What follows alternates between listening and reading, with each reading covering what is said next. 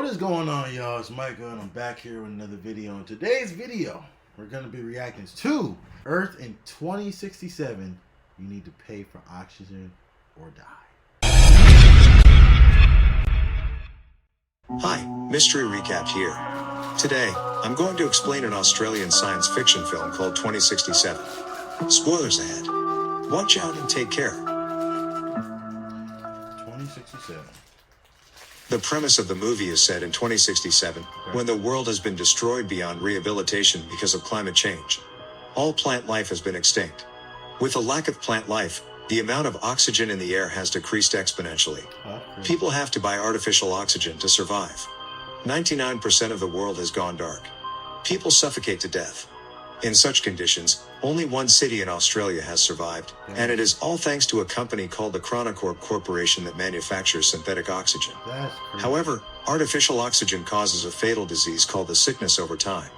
Humankind has mere years before it goes fully extinct. Ethan White is a resident of the Australian city. He and his friend, Corporation. The corporation is also working day and night to find a cure for the sickness and a way to save the world. Ethan's wife, Xanthi, also has the sickness. Ethan works hard day and night to earn and buy her better oxygen. One day, as Ethan and Jude work in the tunnel, the Chronocorp CTO of Particle Research, Regina Jackson, summons them to her office. There, she introduces herself to the two, and tells them that humanity is going to die in a few years if the conditions do not change. She then reveals that Ethan is the only one who can help everyone and save humanity. Ethan is confused and doesn't believe her. But Regina insists he visit their lab. The lab has huge machinery. The lab doctor named Billy Mitchell introduces himself to Ethan, and looks at Ethan's wrist device for a second. They then explain to him that Ethan's father, Dr. Richard White, started this project 20 years ago. The machine that stands in front of them is a time machine called the Chronicle. In the first ever experiment done with the machine, they had to send radio waves into it to check what was on the other side. They found out through it that 407 years later, in 2474, the Earth would have enough vegetation to maintain enough oxygen in the air and sustain human life. The people come to believe that if humanity still exists several hundred years later, it is likely that they have found solutions to all the problems plaguing their reality. However, a strange activity baffled the scientists there. The waves they sent had come back reformed.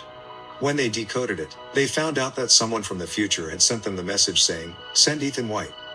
So now, Regina and the whole team want to send Ethan into the future for him to bring back the cure. Ethan is beyond surprised.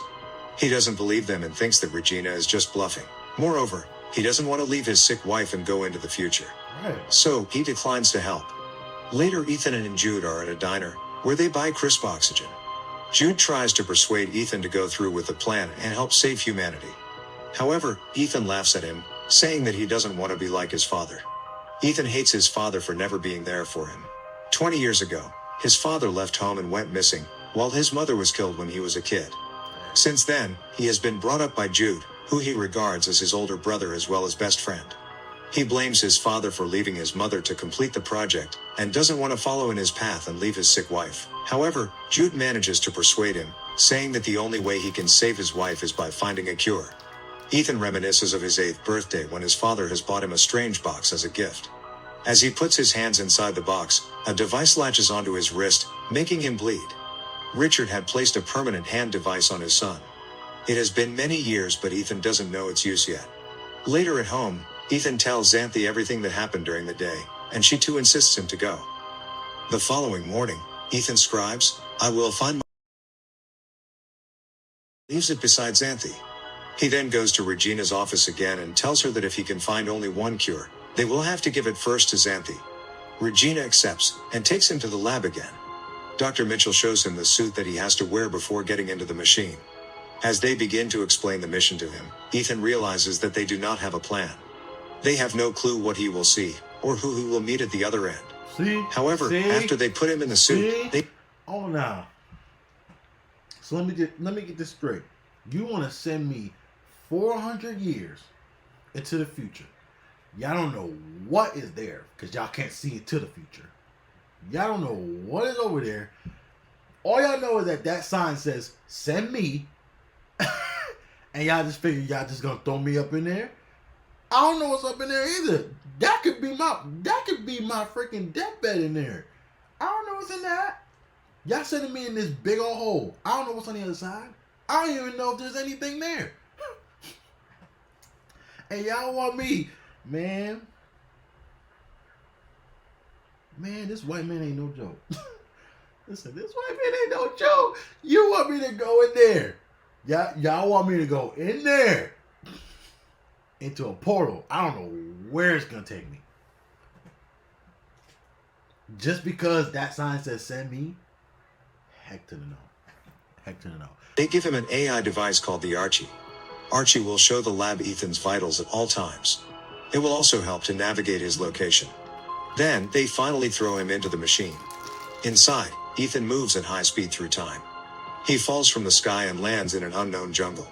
The friction from the air causes his suit to catch fire, so he quickly gets out of it. Then, he looks around, and is astounded by the beauty of nature. He finds that the world has completely changed. The trees and the natural oxygen are back. He walks in the direction Archie directs him, and sees a bunker door of some sort.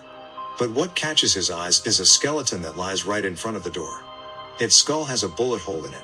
Furthermore, he looks at the name tag on it and is horrified to see his own name. The skeleton is Ethan's. Ethan also finds the skeleton's Archie, and plays the last recording on it. He hears a man say that this is the only way, and shoots Ethan. Just then, the device's power goes off. He is horrified, believing that this is the fate that awaits him. Then, he notices the skeleton's wrist device. It is identical to Ethan's, except the light glows green in the skeleton's device, but Ethan's has been red his whole life. That night, he lights a fire and eats wild berries. It turns out that the berries were poisonous. Ethan vomits and starts to go unconscious. Ethan wakes up after a while, and is surprised to see Jude in front of him. As it turns out, the lab saw Ethan's vitals dropping and assumed he was having a reaction to poison. So, they quickly sent Jude to the future, with the cure to save him. Sometime later, remains there, which means his fate hasn't changed. They then use Archie to find another door. Some device scans Ethan's eye and grants them access. When they go in, a monitor welcomes him. It asks him for a DNA sample. When he accepts it, his wrist device begins to work, making him bleed. After the blood test, it goes green. The lights to the room turn on and they realize that they are in Chronocorp's lab, 407 years later. The time machine is in front of them too. Jude gets excited because now they have the means to go back to the past, but Ethan doesn't think so, saying they haven't changed anything, and he will end up dead, just like the dead Ethan. Ethan checks the system log and finds a holographic recording made by his father, who explains that the time machine was originally designed to collect the oxygen data in the future planet, and then transmit it back to the past. However, when his father first started the time machine, he received a message asking him to send his son to the future. Despite his misgivings, he chose to do so and made a DNA verification here for Ethan. Soon, Ethan and Jude realize that the time machine won't be able to take them back because its battery has almost depleted after 407 years. Wow. What's worse is that the activation of the lab triggers a malfunction in its nuclear power core, threatening to unleash a nuclear explosion in just 4 hours. This means they have to find a way to fix the time machine and travel back before the explosion. Running out of time, they have to act quickly. Outside, they are surprised to find a ruined city covered with green plants, but inhabited with no humans, showing that Earth starts to recover itself after human extinction. Human skeletons are scattered everywhere. Ethan gets to his wife's house, only to find her bones, making him fall into despair. Jude tries to persuade him to go back to the past, as the cure against the sickness doesn't seem to exist even in the future world. However, Jude's words make Ethan suspicious. He then turns on the rusty Archie to play the recording once again, from which he recognizes Jude's voice, and it seems Jude is exactly the one who shot him. Jude raises his gun at Ethan, strongly denying that he would shoot Ethan. Ethan finally decides to complete the mission first, so with joint efforts, they manage to repair the power core and then return to the lab. Now the Chronicle system works and they should be able to return to the past. They just need to wait 37 minutes till portal launch. Once the countdown reaches 0, the portal will tether to 2067 for approximately 30 seconds. However, Ethan still finds his body remains behind a door at the same location, which implies that they haven't made any changes to the future. In order to figure out the truth, Ethan pulls out the battery of his current Archie and puts it onto the rusty one. In that way, he gets access to another video, in which Ethan is assured that his future self will be killed by Jude. Jude then confesses that there is no hope of changing the future and he is trying to protect Ethan. Finding it hard to believe, Ethan locks his brother up in a room, then the day he died. He soon discovers a conversation between the Chronocorp's CTO, Regina Jackson, and his father. It's shown that Ethan's father wanted to use the time machine to save all mankind by finding the cure, but the CTO only intended to use the machine to flee from the dying time with some chosen few. However, whichever plan they choose, someone must travel into the future and turn on the time machine. To safely send living matter through time, it requires an operational link from both sides. In order to stop the CTO with her plan, his father locks the time machine and sets Ethan's DNA as the verification key. In anger at what Ethan's father just did, the CTO killed him immediately. She then orders Jude to kill Ethan's mother and be a guardian to him, so one day they can use Ethan's wristband to get access to the future. Ethan is beyond surprised. The man he thought of as his brother turned out to be the one who killed his mother and is about to kill him too. He also realizes that he has misunderstood his father, who didn't deliberately abandon the family. Knowing that Regina wants to bring a chosen few into the future. Oh, snap. Oh, snap. So, see, this is exactly why I said what I said. Y'all want me to go in there just because that sign says send me? Heck to the no. Heck to the no. This is exactly why. This is exactly why I said that. This is exactly why.